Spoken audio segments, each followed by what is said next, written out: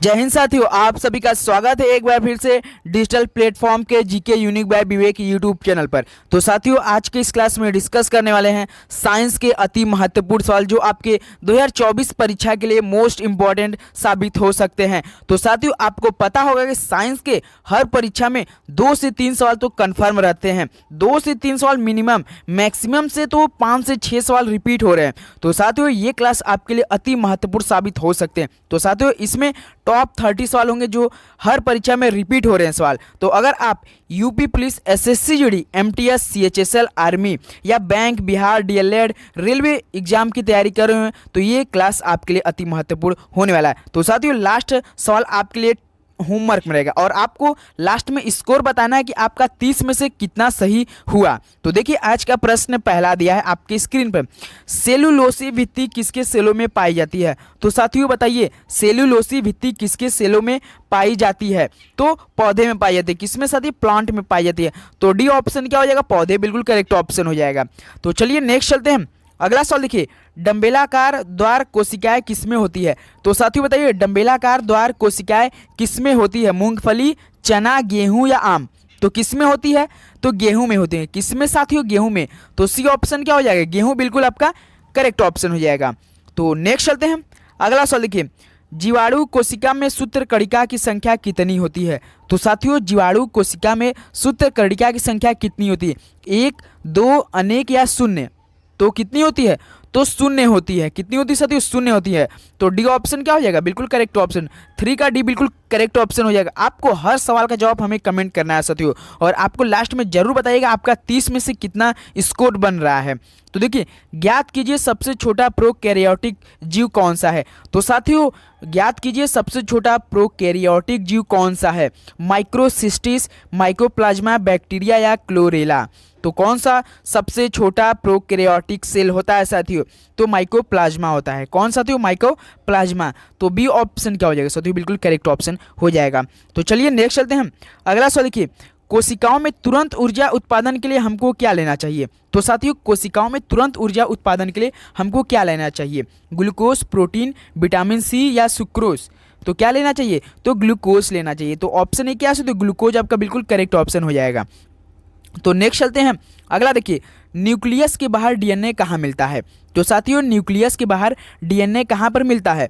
तो ये माइटोकॉन्ड्रिया मिलता है। कहाँ पर साथियों? माइटोकॉन्ड्रिया में। तो बी ऑप्शन क्या हो जाएगा? माइटोकॉन्ड्रिया, बिल्कुल करेक्ट ऑप्शन हो जाएगा। 6 का बी बिल्कुल करेक्ट ऑप्शन है। तो चलिए नेक्स्ट चलते हैं। अगला सवाल देखिए, निम्न में से कौन सी कोशिकाओं को आत्मघाती बैग कहा जाता है? तो साथियों बताइए, निम्न में से कौन सी कोशिकाओं को आत्मघाती बैग कहा जाता है? लाइसोसोम्स, राइबोसोम, डिक्टोसोम्स या फैगोसोम्स? तो आपको पता होगा साथियों, लाइसोसोम्स को कहते हैं। किसको साथियों? Powerhouse of the cell, lysosomes. तो ऑप्शन ए क्या हो जाएगा? बिल्कुल करेक्ट ऑप्शन हो जाएगा। तो नेक्स्ट चलते हैं। देखिए, काकरोच के लार्वा को क्या कहते हैं? तो साथियों, काकरोच के लार्वा को क्या कहते हैं? इल्ली, निम्फ, मैगेट या भृगंक? तो बताइए, काकरोच के लार्वा को क्या कहते हैं? तो निम्फ कहते हैं। क्या कहते हैं साथियों? निम्फ कहते हैं। तो बी ऑप्शन क्या हो जाएगा? निम्फ, बिल्कुल करेक्ट ऑप्शन हो जाएगा। तो क्वेश्चन नंबर नेक्स्ट चलते हैं। तो देखिए, उत्तक संवर्धन की अवधारणा किसकी थी? तो साथियों बताइए, उत्तक संवर्धन की अवधारणा किसकी थी? हाफ मिस्टर, हॉर्नस्टाइन, हैबर लैंडेट या हैनिंग?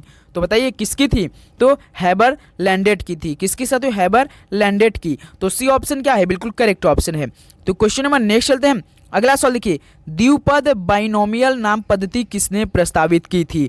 तो साथियों बताइए, द्विपद बाइनोमियल नाम पद्धति किसने प्रस्तावित की?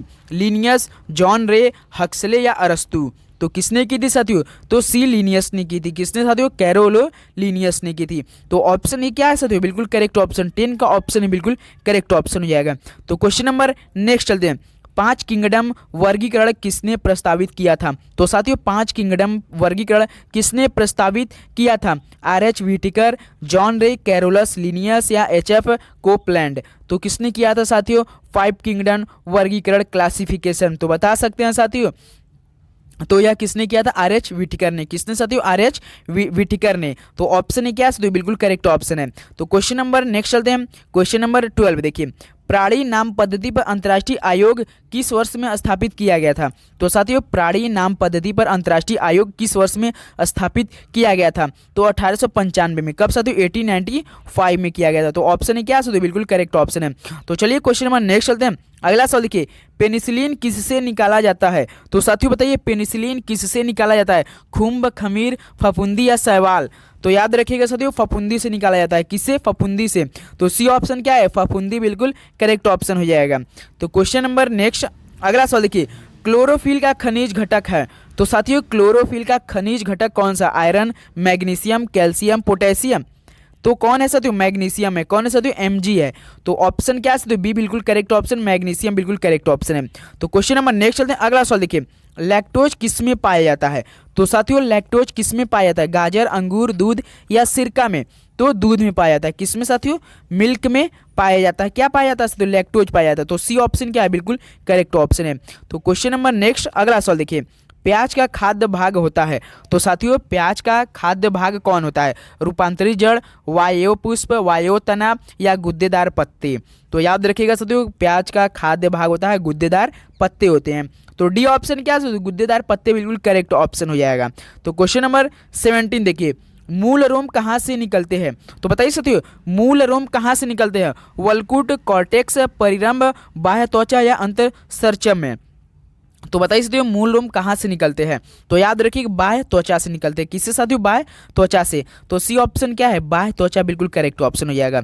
तो चलिए नेक्स्ट चलते हैं। अगला सवाल देखिए, अफीम के पौधे को किस भाग में हमें मॉर्फिन प्राप्त होता है? तो साथियों बताइए अफीम के पौधे के किस भाग में हमें मॉर्फिन प्राप्त होता है? पत्ते से, तना से, छाल से या फल आवरण से?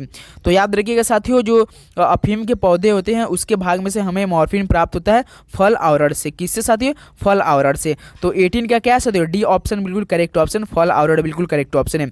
तो चलिए नेक्स्ट चलते हैं। अगला सवाल देखिए, कैक्टस में सूल किसका रूपांतरण है? तो साथियों कैक्टस में सूल किसका रूपांतरण है? तना, अनुर्पण, पत्ते या कलियों? तो याद रखिए साथियों पत्ते का। किसका साथियों? पत्ते। तो सी ऑप्शन क्या हो जाएगा? पत्ते बिल्कुल करेक्ट ऑप्शन हो जाएगा। तो क्वेश्चन नंबर 20 देखते हैं। तो देखिए प्रकाश संश्लेषण तथा श्वसन का सामान्य उत्पाद है। तो साथियों प्रकाश संश्लेषण तथा श्वसन का सामान्य उत्पाद कौन सा है? ग्लूकोज, ऑक्सीजन, कार्बन डाइऑक्साइड या जल? तो बताइए क्या हो जाएगा करेक्ट ऑप्शन? तो कौन सा तो जल है। तो डी ऑप्शन क्या है? बिल्कुल करेक्ट ऑप्शन, डी बिल्कुल करेक्ट ऑप्शन जल है। तो क्वेश्चन नंबर नेक्स्ट चलते हैं। मैग्नीशियम निम्नलिखित में से किसका संगठक धातु है? मोस्ट इंपॉर्टेंट सवाल साथियों, इस पे आप स्टार लगा लीजिए साथियों। आप जरूर से इसे सवाल को याद करके रट के जाइएगा। मैग्नीशियम निम्नलिखित में से किसका संगठक धातु होता है साथियों? तो याद रखिएगा साथियों क्लोरोफिल का होता है, मतलब पड़ हरित अणु का होता है। किसका साथियों? पड़ हरित अणु मतलब क्लोरोफिल। तो ऑप्शन है क्या साथियों? बिल्कुल करेक्ट ऑप्शन, 21 का ऑप्शन है बिल्कुल करेक्ट ऑप्शन है। तो क्वेश्चन नंबर नेक्स्ट चलते हैं। देखिए कवक के अध्ययन को क्या कहा जाता है? तो साथियों कवक के अध्ययन को क्या कहा जाता है? माइकोलॉजी, पैरासाइटोलॉजी, बैक्टीरियोलॉजी या इकोलॉजी? तो याद रखिएगा कवक के अध्ययन को कहा जाता है साथियों माइकोलॉजी। क्या कहा जाता है साथियों? माइकोलॉजी बोलते हैं, याद रखिएगा साथियों। तो ऑप्शन है क्या? बिल्कुल करेक्ट ऑप्शन है। तो चलिए क्वेश्चन नंबर नेक्स्ट चलते हैं। अगला सवाल देखिए 23, समुद्री शैवाल से संबंधित निम्न में से कौन सा तत्व मिलता है?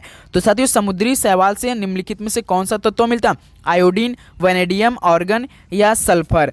तो आयोडीन मिलता है। क्या मिलता है साथियों? आयोडीन मिलता है। ऑप्शन है क्या है? बिल्कुल करेक्ट ऑप्शन है। तो देखिए अगला सवाल क्या दिया है, लौंग किससे प्राप्त होता है? तो साथियों लौंग किससे प्राप्त होता है? जड़, तना, पत्तियां, फूल की कली? तो फूल की कली से प्राप्त होता है लौंग। तो डी ऑप्शन क्या है? बिल्कुल करेक्ट ऑप्शन है। देखिए क्वेश्चन नंबर 25 क्या दिया है, निम्नलिखित में से कौन सा स्त्रीलिंग हार्मोन है? तो साथियों आपको पता होगा कौन सा स्त्रीलिंग हार्मोन होता है, और लिंग मतलब लिंग जैसे स्त्रीलिंग और पुल्लिंग, तो पता होगा स्त्रीलिंग हार्मोन कौन सा होता है साथियों? तो एस्ट्रोजन होता है। कौन सा? तो एस्ट्रोजन होता है। तो ऑप्शन है क्या है? बिल्कुल करेक्ट ऑप्शन है। और बताइए पुल्लिंग का कौन सा था? चलिए इस सवाल का जवाब आप हमें कमेंट कीजिए। पुलिंग हार्मोन का क्या नाम है? कमेंट कीजिए साथियों। तो चलिए क्वेश्चन नंबर अगला बताइए, मानव शरीर में सबसे अधिक मात्रा में कौन सी तत्व पाया जाता है? तो साथियों मानव शरीर में सबसे अधिक मात्रा में कौन सी तत्व पाया जाता है? ऑक्सीजन, कार्बन, लोहा या नाइट्रोजन?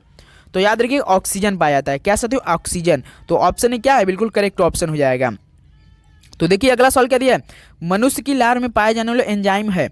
तो साथियों जो हमारे लार में कौन एंजाइम पाया जाता है? हमारा लार होता है ना, मनुष्य की लार में कौन एंजाइम पाया जाता है? पेप्सिन, रेनिन, एमिलीस या ट्रिप्सिन?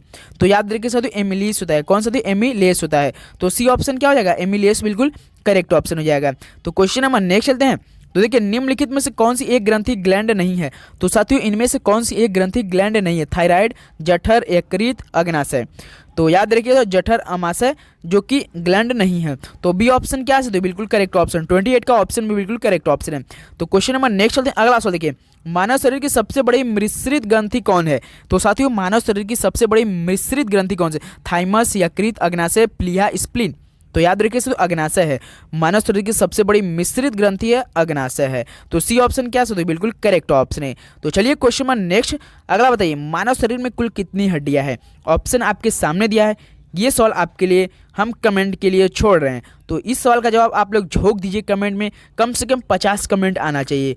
इस क्लास में हमें 50 कमेंट और 100 लाइक का टारगेट हमने रखा है। तो प्लीज़ इस क्लास को हमें जरूर टारगेट कंप्लीट करवाइएगा साथियों। तो इसका पीडीएफ चाहिए तो आपको डिस्क्रिप्शन बॉक्स में टेलीग्राम ग्रुप है, उसमें आपको ज्वाइन करना होगा। इसका जो क्लास का पीडीएफ होगा आपको इसका पीडीएफ मिल जाएगा। तो चैनल पर नए हैं तो प्लीज़ सब्सक्राइब कर लीजिए, क्योंकि आपके लिए हर परीक्षाओं के लिए डेली का डेली लगातार ऐसी क्लास चलाए जा रहे हैं। तो जब भी ऑनलाइन आएंगे हम क्या आपके पास तुरंत नोटिफिकेशन जाएगा। जब भी वीडियो अपलोड होगा तो बेल नोटिफिकेशन बेल को जरूर ऑन कर दीजिए साथियों। तो चलिए दोस्तों कैसा लेक्चर रहा तो प्लीज़ एक बार कमेंट करके हमें जरूर बताइएगा। तो चलिए मिलते हैं नेक्स्ट वीडियो में, तब तक के लिए दोस्तों जय हिंद, जय भारत, पढ़ते रहिए। All the very best. धन्यवाद।